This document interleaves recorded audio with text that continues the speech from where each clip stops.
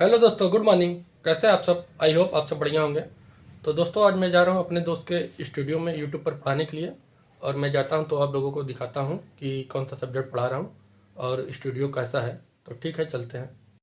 तो साथियों, मैं स्टूडियो पहुँच चुका हूँ। मेरा सब्जेक्ट है पॉलिटी। अब मैं पढ़ाने जा रहा हूँ।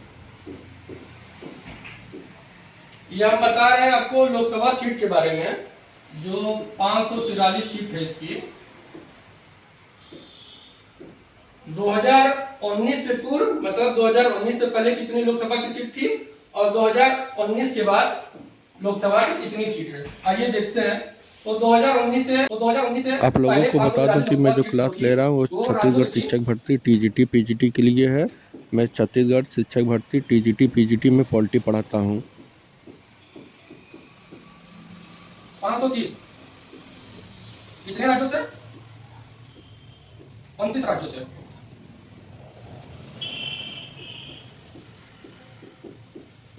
2019 से पहले जो लोकसभा सीट था 543, वो राज्यों से 530, और जो 530 कितने राज्यों से आते थे? तो 29, और केंद्र शासित प्रदेश से 13, 28 राज्यों से, और केंद्र शासित प्रदेश से आते थे 19 केंद्र शासित प्रदेश से। कितने? 7 केंद्र शासित प्रदेश से।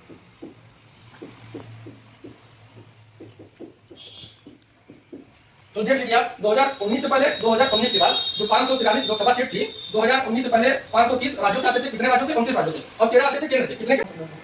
1989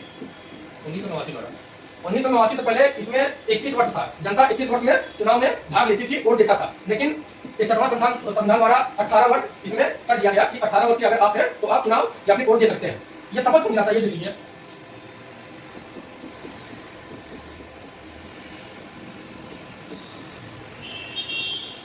कार्यकारी अध्यक्ष प्रोटेम स्पीकर द्वारा जो भी लोकसभा के सदस्य होते हैं उनको शपथ दिलाने का कार्य किया जाता है। और इसकी नियुक्ति कौन करता है? नियुक्ति राष्ट्रपति महोदय करते हैं।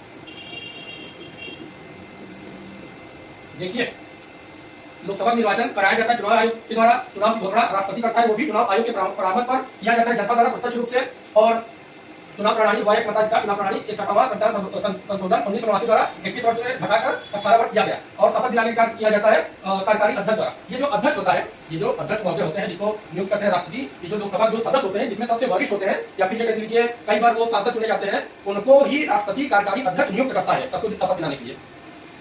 मतलब ये आप कह सकते हैं, या फिर लोकसभा चुनाव हुआ उसमें सबसे ज्यादा उम्रदार और कई बार जो सांसद हुए होते हैं उनके द्वारा, सबसे अनुभवी जो व्यक्ति होते हैं उनके द्वारा अन्य सदस्यों को क्या होता है? शपथ दिलाया जाता है।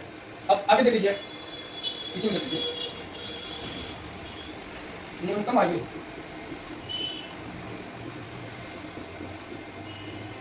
कितनी होती है लोकसभा का चुनाव लड़ने के लिए? ये 87। तो 1987 में 545 से बढ़ाकर 552 किया गया। ये सर्वाधिक सीट है। मूल संविधान में 500 है, और 7वां संशोधन 1956 द्वारा 500 से बढ़ाकर 525, फिर 31वां संशोधन हुआ 1973 में 525 से बढ़ाकर 545 किया गया। आगे देखते हैं। अब देखते हैं लोकसभा में आरक्षण। लोकसभा में आरक्षण 2 वर्गों को दिया जाता है वर्तमान समय में। एक होता है एससी, एक होता है एसटी। लेकिन जब संविधान बना था तो 3 वर्ग को दिया जाता था। एक था एससी, एसटी, और दूसरा था आंग्ल भारतीय। तो देखते हैं कितना किसको आरक्षण दिया गया है। राष्ट्रपति या कार्यकारी अध्यक्ष द्वारा अनुसूचित 3 के समक्ष शपथ ग्रहण करेंगे। अनुसूचित 3 के तहत इसके आगे देख लेते हैं। लोकसभा सीटों का आवंटन या फिर बंटवारा 1971 की जनगणना द्वारा 2026 तक यही सीट रहेगा, मतलब 543। उसके बाद 2026 में सीट बढ़ेगा। फिर देख लेते हैं प्रतिनिधित्व 10 लाख प्रति जनसंख्या, 10 लाख प्रति सदस्य, मतलब एक सदस्य जो है जो प्रतिनिधि करेंगे 10 लाख जनसंख्या की करेंगे। सबसे अधिक सीट किस राज्य में है? यूपी। कितनी है? 80 है।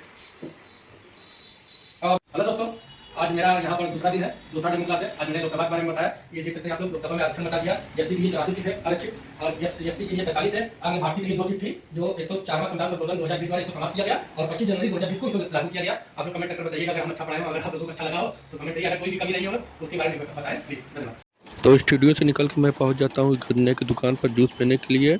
अगर आप लोगों को मेरा वीडियो अच्छा लगा हो तो सब्सक्राइब करिए और सपोर्ट करिए मुझे, लाइक कमेंट भी करिए। आज के लिए इतना ही, मिलते हैं नेक्स्ट वीडियो में। धन्यवाद।